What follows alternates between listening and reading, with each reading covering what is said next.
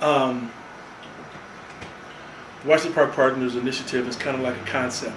And it centers around the quality of life issues as far as in the Washington Park neighborhood, which is from 27th Street west to 47th Street, from North Avenue south to Valete Street. What it did was this whole initiative and concept came out of several individuals getting together and looking at the quality of life. How can we improve those quality of life issues in our neighborhood and in our community? And what they did was, it was residents, it was business owners, stakeholders in the community got together and started looking and strategizing on how they could improve it. And what they did was that they came up with this comprehensive plan, which was around 7 strategies. And one of those strategies was to, or one of the strategies, give you kind of an idea, it talks about promoting leadership and strengthening leadership in the community. One of the strategies talks about creating safe neighborhoods. So it's these 7 strategies where they formed out, and then they looked at agencies that could kind of carry out that plan. And then what it did was that once they developed it, they went and they promoted it and they presented it to the city of Milwaukee, and it became a part of the overall city of Milwaukee's comprehensive plan. So that's kind of the initial thing around it, and it just promotes quality of life issues. Great.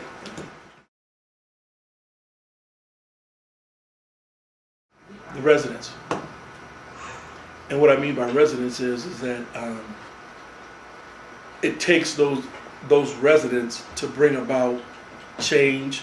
It takes those residents to identify if there's problems, and then it also takes those residents to work on solutions to solve those problems.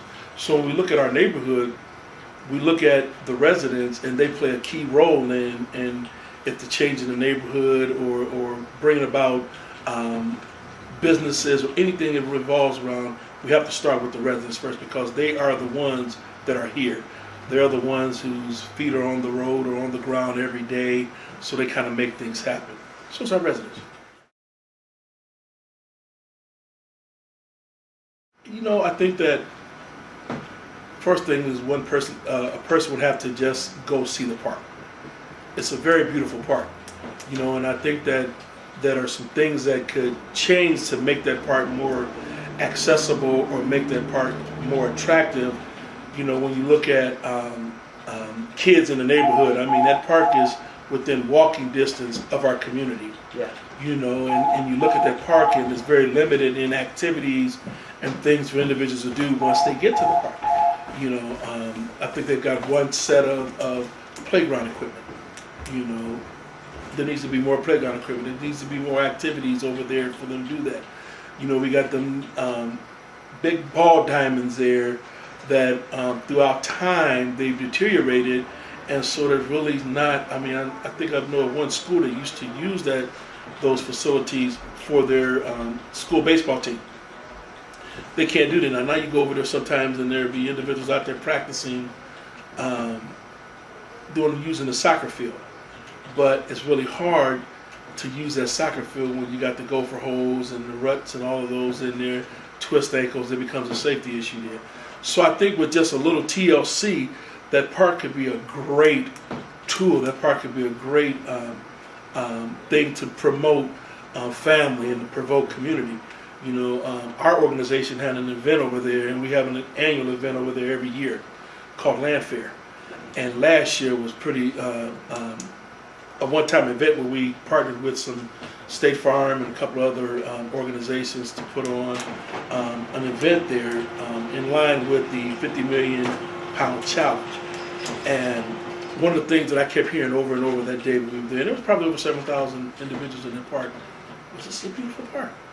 And really, truly, it is a beautiful park. I think it's one of Milwaukee's biggest parks, and it's also one of Milwaukee's hidden treasures. And I think so with the little TLC, like I said, I believe that park can become a viable part in our community.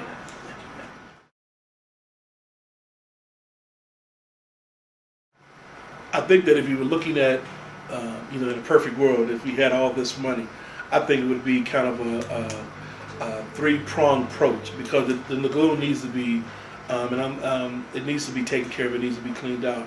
And I think our organization has got some information, and I think that there is the Urban Ecology Centers in the process of doing some things to clean the lagoon out over there. But I think the ball diamonds are important. I think when our conversation that you and I had before, I remember a time when I was younger where we used to go to the ball diamonds, and in the summer they were park leagues throughout the whole summer, and people came to watch those games, whether it was your kids playing or your spouse or your significant other playing. That promoted families coming out and watching the ball games. So I think that there's a sense of getting that back, and that's what that park should be about. Is that about family, and that's the whole fun thing about a park, is coming and your whole family being able to do something when they go to the park. So I think it would fix those ball diamonds, take care of the landscaping so it's not a safety issue anymore, and then also drudge or clean out the lagoon, and then come maybe do some kind of work on the building itself. I know that that building could use some improvement also.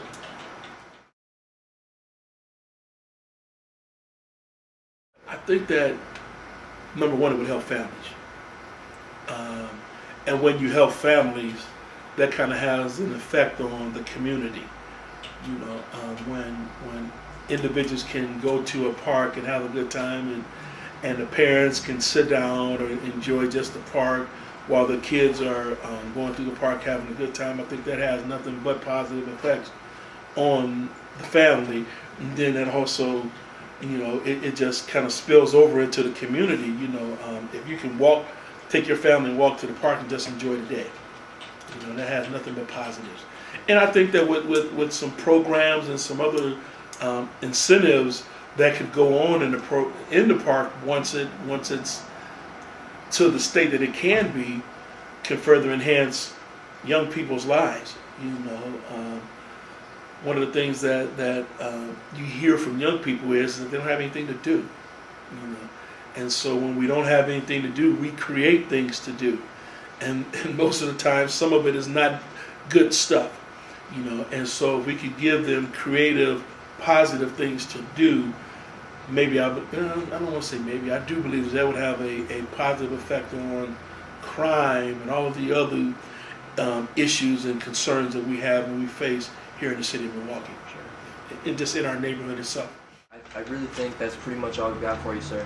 Okay, well, I need to take this opportunity.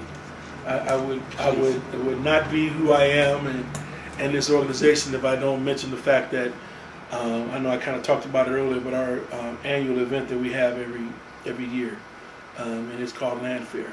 It's an event that we've had. This is going on our 12th year, and it's centered around family, health, safety, and this year we've added another component, education. And so what we're going to do this year is the date of it is going to be August 16th. We'll be in the park the whole day. We'll have vendors that will talk about education.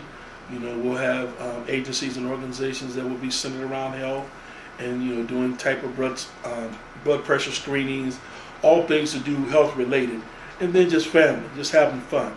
We've kind of got like a standing thing where we do a corn roast every year, and so I think last year we probably roasted close to 3,000 ears of corn, and the whole day is a free event. There's no charge for it. And it's to promote the family. And so it's just one thing that we do as an organization to try to promote family here and to promote safety, and then also to support health too. So we realize all of those things are in education. All of those are important things for our community to put our community back in a positive, or turn our community towards positive things.